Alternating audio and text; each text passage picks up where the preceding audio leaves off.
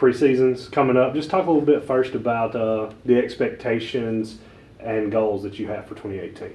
Hopefully we've got a lot of our groundwork set already, and just really coming in, putting the pads on, and being ready to go, to get into to camp mode. Well, this season you got 5 home games again.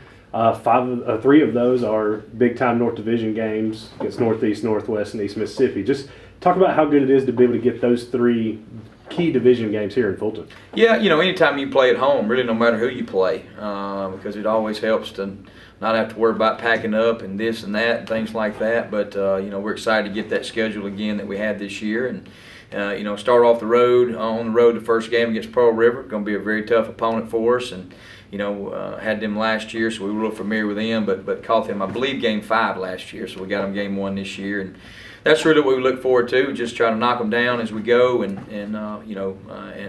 to get those games at home are really special for our kids. Code had success last year. Code in a 3-way tie with Code North Division champs, finished 10th in the NJCAA.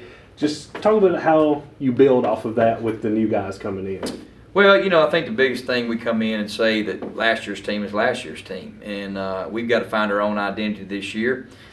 We're probably going to have about 70 to 30 freshmen to sophomore this year, so we're going to be kind of young at some spots, but do have a lot of key returning players at every position. So those sophomores are going to be real important for us early to lead our young guys when we start this, when we start our season off.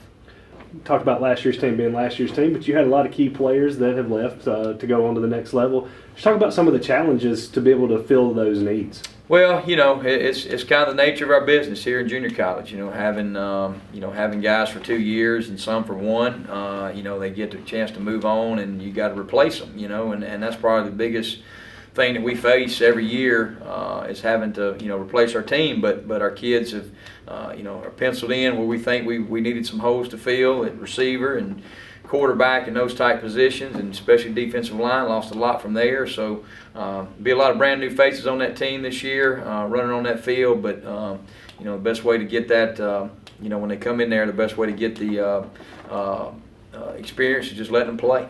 So I think that's going to be key for us early. Get a lot of kids in the game to play early, and give them experience, so we start hitting our division schedule. Our kids have got game action under the belt.